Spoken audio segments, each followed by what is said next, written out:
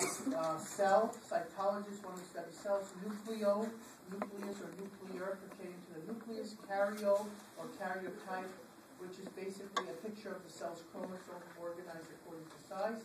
Histo is tissue. You understand what I'm doing here? I'm giving you the root, the meaning of the root, an example word that signifies the root and its meaning, and the definition of an example. Fibro means fiber, such as in fibrosis, which is an abnormal formation of fibrous tissue. Reticulo, which means network, which is reticulum, a network. Okay? Adeno means gland, such as adenoma, which is a tumor. Papillo or nipple, such as papilla, which means a projection that resembles a nipple. Mixo, which is mucus, like myxadenitis, inflammation of a mucus-secreting gland. Muco, such as mucus, mucous membrane. An example is mucorrhea, which is an increased flow of mucus. Somato, body, such as chromosome, small body that takes up color. Okay? Blasto, immature cell, like histioblast, a tissue-forming cell. Gen, origin, like karyogenesis, formation of a nucleus. Phago, ingest, like autophagy. File, attract, like basophilic, attracting a basic sting. Again, this takes some time to absorb, so I understand there's a lot of words here. Plas, formation, like hyperplasia, overdevelopment of an organ. Trope, effect, conotropic, affecting rate or timing. Trope, feeding, atrophy, tissue wasting. Okay? A lot of stuff there. Okay? Organic compounds. Proteins. We have, as I mentioned to you, when we're dealing with the nutrients that we take in, it takes the form of sugars, carbohydrates, fats, lipids, and proteins. Okay? So proteins, examples of proteins are enzymes, hormones, and structural materials. Everything that makes up our structure. Everything that makes up our structure. Okay? Everything cool? Okay.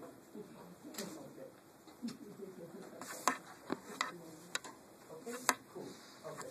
So proteins, enzymes, hormones, structural material, carbohydrates are sugars and starches, and lipids are fats. Okay. Nucleus. Okay, now we're going to go into the organelles of the cell. So we have in the cell, we have the control center of the cell is the nucleus. That's where you find the genetic material, the chromosome. We have 46 chromosomes in a human cell, okay, with the exception of the sex cells. Let me explain this to you. If a non-reproductive human cell is ready to I shouldn't say ready to divide, but let's say we're going to divide a human cell, a non-reproductive human cell. Each cell, if I take all the genetic material in each of your cells, whether it's from your stomach, your brain, your liver, your kidney, each one of your cells, if I take all the genetic material, it can be formed to 46 chromosomes, with the exceptions of the sperm and the egg. The sperm and the egg, on purpose, have 23 chromosomes. Okay? Because when sperm and cell meet, they form an entity called a zygote, which has then reestablishes the number 46. The number 46 is specific to human beings. If I go to any other species of organism anywhere on planet Earth, each separate living organism, each different species, has its own specific number of chromosomes. For example, I can take certain worms that have chromosomes in the 2000, right? Now, does that make any sense? A worm has 2,000 chromosomes. A specific worm has 2,000 chromosomes, but a human has 46 chromosomes. So what can you deduce from that? It's called the DNA paradox. It's not going to be in your book. I'm just throwing that information out to you. But what does that actually mean? Does that mean that a worm is more complex than a human? No? Okay. You never go by the number of chromosomes. In other words, you can't say, well, if I have more chromosomes, if an organism has more chromosomes, therefore it's more complex. It's not. It just happens to be that there are 2,000 chromosomes in a worm, but only 46 chromosomes in a human being cell. Okay? So it means nothing. What I'm just trying to point out to you is that every species of a living organism on planet Earth has its own individual number of chromosomes. We just happen to have 46, and our sex cells have 23. Genes are separate units of DNA, which is deoxyribonucleic acid, and controls the formation of enzymes. Let me explain something to you. The DNA in our cells, is the blueprint of who we are. It's a blueprint. Okay, the sequence of DNA that's found in the nucleus of your cell forms the blueprint of what you are, who you are, what you're going to be, how you're going to look physically, how you're going to act emotionally, your whole makeup of who you are is based upon that blueprint of DNA. Okay? And that's basically the blueprint. It's like, you go to a construction site, what do you see construction workers do? They look at a blueprint before they construct the house or the building or whatever it is, right? You've got to have a set of instructions. That's what DNA is for us in ourselves. It is basically the set of instructions. And basically genes are made up of a certain number of DNA sequences that then control how we are and who we are. Tissues. There are 4 basic tissues. Epithelial, which covers and protects body structures, lines, organs, vessels, and cavities. Okay, they're simple, single-layer, absorb substances from one system to another, or they can be stratified or layered, multi-layers, protecting deeper tissues. So remember I told you there are 4 basic tissues: epithelial, connective, muscle, nerve.